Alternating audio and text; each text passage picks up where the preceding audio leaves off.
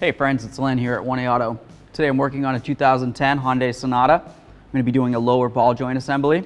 It's going to be very easy. I want to be the guy that shows you how to do it. So if you need any parts, you can always check us out at 1aauto.com. Thanks. So here we go, friends. I've got the vehicle supported off the ground. I have the wheel just barely touching the ground with the majority of the weight of the vehicle up, okay? I'm using my 21mm socket. I'm going to loosen all my lug nuts. I'm not going to loosen them up very much, just a couple little cranks to break them free. And then once I get the vehicle up in the air to a working height, that's when I'll finish removing the lug nuts. So just break them free with your 21. Last one, holding my wheel. Just going to drop that down. Get my wheel down safely. Set it right out of the way. So right here's the lower ball joint, okay? It's got 3 mounting screws or nuts, and then a bolt right there, and then a bolt with a nut right there. Anyway, I just want to show you, if you watch right here, this is your knuckle, there's the ball joint, watch that boot. I'll show you what we're dealing with. There shouldn't be any of that movement. So we're going to go ahead and replace this ball joint. So we've got our little locking cotter pin here. I'm going to go ahead and take that out. You can cut it if you need to or whatever. And then we're going to hold the back side of the bolt with a 17mm wrench. We're going to take off this nut with a 17. We're going to drive that bolt out. Pew! So once that's free, we can move ahead. We'll remove these 2 nuts. This bolt up here, all 17s. We should be cruising.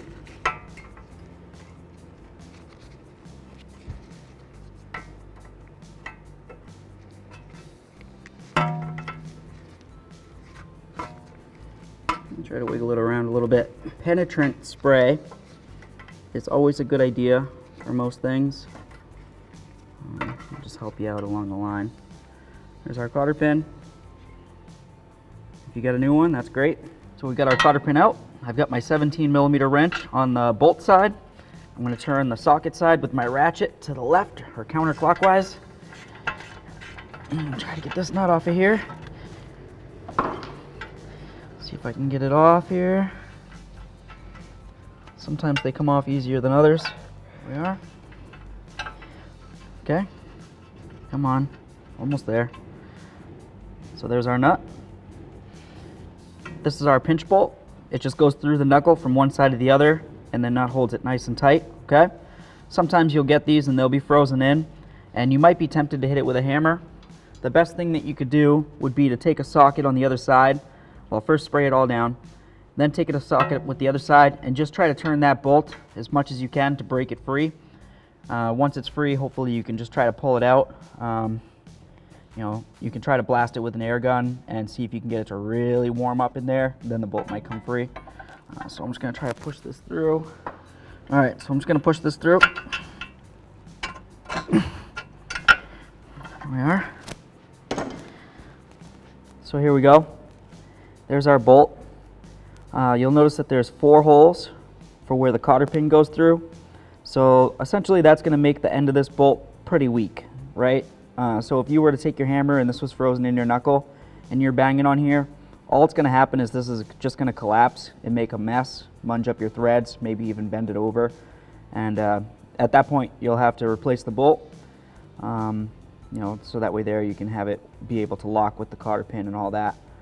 Or there could be other fabrication that you can do, but you know, the best thing to do would just be to replace the bolt with another quality bolt, and it has to be grade 8, okay? Don't just use like a Home Depot grade 5 bolt or anything like that. You need something very structurally integral. So just go with original quality, okay? Grade 8. So that's what it looks like. We'll set this aside. Now if we wanted to, we could use a pickle fork, because we're going to be replacing this ball joint.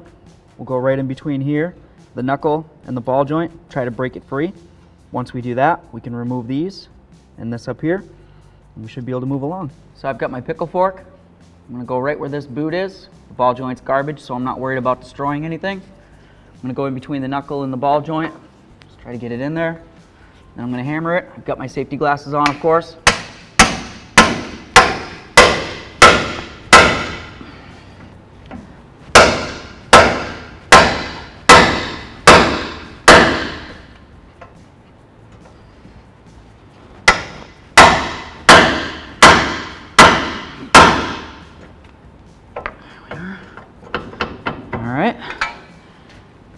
I can see the ball joint sticking down through now. Okay, so I'm going to grab a 17. I'm going to remove these two, a 17 on the top. This ball joint should be able to come right out. So I'm going to start with the top. I'm just going to try to squeeze this in, being careful not to damage my axle boot.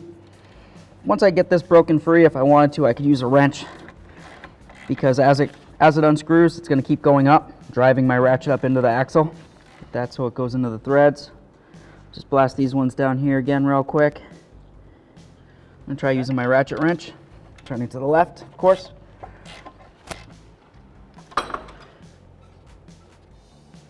There's our upper bolt.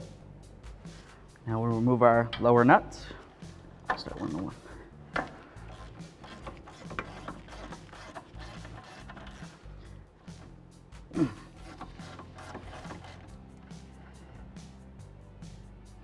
So now what we can do, just try hammering on this. All I want to do is try to separate the ball joint from the control arm. All right? You can try to stick a pry bar in there or whatever you have access to. All we got to do is break it free. The hardest part's going to be getting it broken free, probably from there, and then right there. I'll spray them again. Why not? Doesn't cost too much for this stuff. See if I can get it up in here.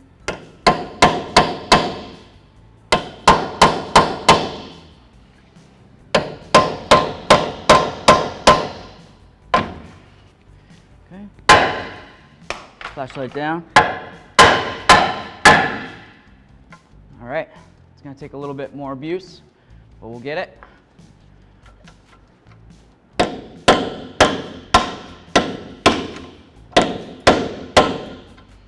So you got control arm, ball joint, right in between there. There's a very small crack that I'm going to try to weasel this pry bar into.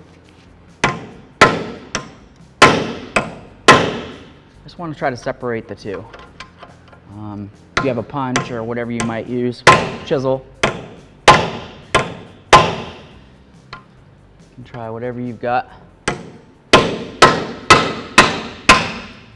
But essentially we just need to get them separated.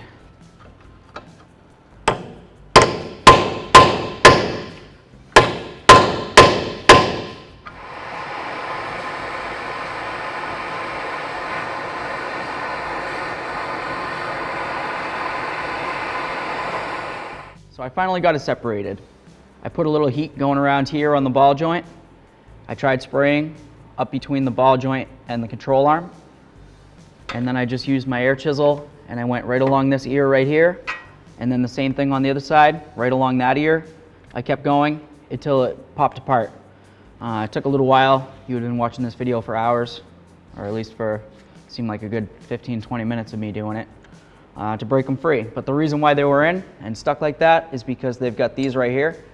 We've got these splines right here, and the splines press into the part of the ball joint. I'll grab the other ball joint and I'll show you the one that's not hot. But essentially, when we get it all lined up, we're going to tighten up the nuts and it'll force these splines up into the ball joint, hold it nice and tight. So I'll grab that and I'll show you. So like I was showing you, we've got our ball joint, new ball joint, okay? These splined areas right here are going to get pressed in to these parts of the holes right here. So when I mount this up, right, the bolt's going to come down through the control arm into here.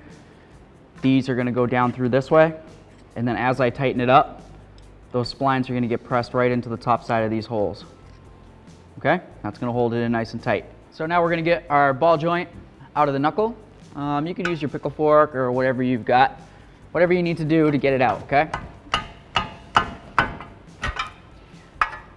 Try to do this. Try to hit it with a hammer, bonk, bonk, bonk. Whatever you need to do to get it out, okay? I'm gonna grab my hammer.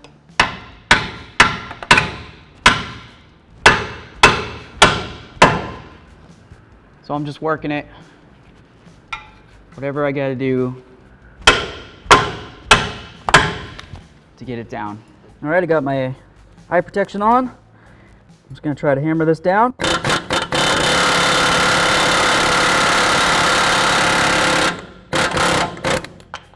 If you have access to one of these air chisels, you're doing pretty good.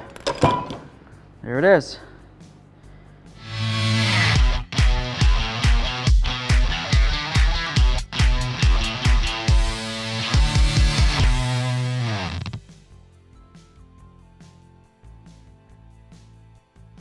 gonna spray a little bit of copper never sees up inside this hole right here. Just gonna make the job a little bit easier, 100,000 miles from now or however long, to replace the ball joint again someday if we ever need to. So now that's in there, we'll just see if the stud slides in. Seems like it goes in pretty easy. Perfect. All right. So now we just got to get everything situated so we can get these two studs in through here. We'll get the nuts started on there. We'll get everything going. I'm just going to get it down to a working height that I can work on it, and we'll go from there. So here we go. Just going to get the ball joint in. Slide it in there. I'm going to take my bolt. It's brand new. It's going to come right through the knuckle, just like that. I don't need to really put on the nut or anything yet. I can, but basically I'm just kind of putting it through for now, just to hold the ball joint from moving, so I have two hands for maneuverability of everything else. Because I'm going to pull down on a pry bar. I'm going to try to get this control arm to come down. I'm going to try to line these up with the stud holes, or the studs with the holes, and then I'm going to try a couple nuts, see if I can get them started, okay? So I got my two new nuts, got my long pry bar. I'm going to try to pull this down.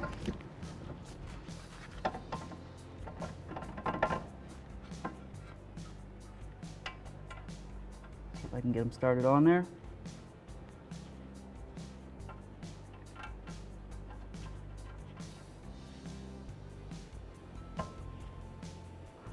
Okay, those are started. I'm just going to snug them up a little bit, but I'm going to try not to go all the way because I still need to line up this last hole. But by getting these closer, it's going to make it so I can get that last bolt in, and it should go in straight.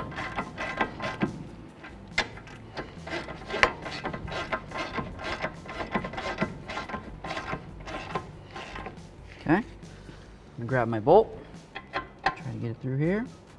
You can use thread locker on these if you wanted to. It's your preference. For the purpose of this video, I'm not gonna worry about it. Now that I have all of them started, just like that, just make sure it is. Yep, it's going through good.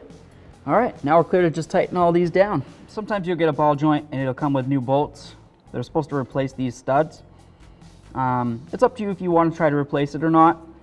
I think part of the reason why this one came with the new bolt is not only because sometimes the studs can stretch, but also because the holes in the ball joint itself don't have enough room for that collared area that has the splines that I was noting out to you. So what I'm going to do is I'm just going to drive these studs up and out, like that, straight up. And then I'm going to take this bolt, boom, goes right through. It's a grade 8, it says 10.9 on there, so that's grade 8. These are what they came with. I'm going to replace them with the nuts they came with as well. So we'll just drive these out, we'll replace these two, and we'll keep moving. Air gun, stud, stud, going up, okay?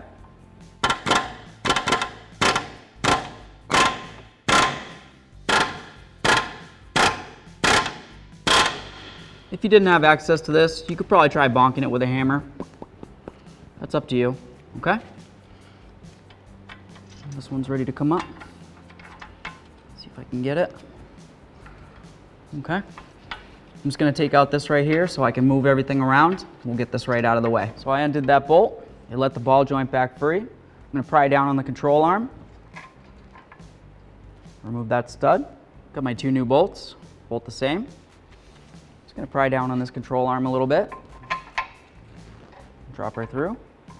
Oh, just to show you, these fit right through, okay? There we are. And we can just kind of get these going. Might have to get the vehicle down to a lower level here, we'll see. Get this up and out of the way. All right, just gonna grab my two nuts. See if I can get one started here.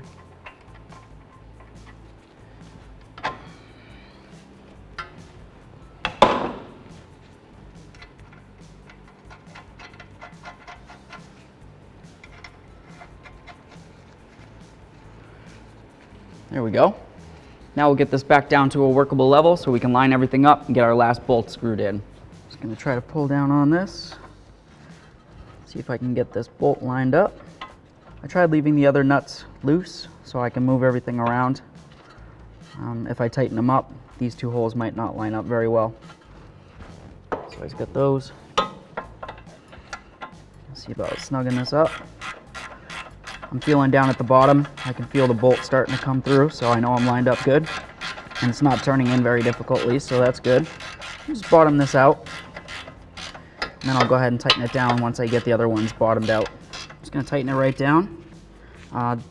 These bolts came with locking nuts, so I don't have to worry about thread locker. That's nice. If your bolts do not have locking nuts, then you're gonna have to make a decision on what you wanna do. But if they don't have a lock of any type, I would definitely use some sort of thread locker. Just gonna tighten that puppy up. Move over to the other one. Get it on there.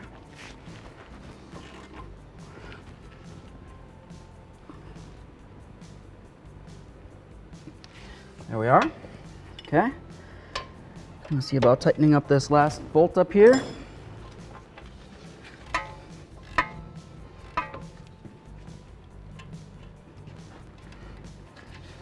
Perfect. So we've got all three of these tightened. We'll move up here. I'm just going to get the torque spec for it. We'll move along. All right. So I got the torque spec. It's 65 foot-pounds right here. So I'm going to hold the back of the bolt with a wrench. I'm going to tighten up the nut side. I just want to make a note that I looked up specs. There was no torque specifications for these, the mounting bolts there. So you're going to have to use your best judgment. And like I said, you can use thread locker if that's something you have interest in. It's your prerogative. So I'm going to hold the back side. For me, it's a 19 on the back and a 17 on the nut side. I'm going to try to torque it down to 65 foot-pounds. There we are. Just going to do it one more time here. So we know this is tight, tight, tight, tight. Double check, make sure we didn't remove anything else. We didn't disturb any ABS wires. Everything looks like it's still secured. Perfect. All right. Now we're clear to put the wheel back on and get it torqued on. All right, friends, it's time to get the wheel back on here. It's important to remember you never want to lift with your back doing something like this, right? Just take it, roll it up to your leg, lift it right up, and then use your ab muscles to lift up the wheel. That's what they're there for, lifting wheels. Let's get this bonked on here. I'm going to hold the wheel so it can't go anywhere. Gonna start a couple of these. It's time to torque these puppies down. I've got the majority of the weight of the vehicle still off the ground, but I've got the wheel touching. I don't want to have all the vehicle's weight down because if it's got the wheel kinked, by the time I get to torquing this down to 80, it might not be enough to squish the wheel completely up against the hub, in which case everything will loosen up. You'll be driving down the road and, well, it'll be bad news. So keep the majority of the weight off the vehicle, or off the ground, I mean, sorry. And just want to have the wheel so it can't spin in the air. And we're going to tighten these in a star pattern with our 21 millimeter. So I'm going to go here, here, here, here, make a nice pretty star. And then you can go around again if you want. It's up to you. 80 foot-pounds.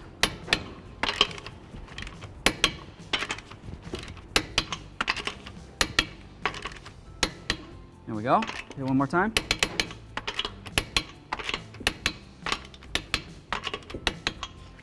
And that completes our service. Great job. So now we'll just double check our work. I've got the wheel bottom down, and I'm just going to give it a shake, see if we have any of that movement that we had before. Feels pretty great from out here. Before, I could wiggle the wheel all around because the ball joint was bad. You could feel the knuckle moving around in comparison to the lower control arm. Thanks for watching. Visit 1aauto.com for quality auto parts shipped to your door, the place for DIY auto repair. And if you enjoyed this video, please click the subscribe button.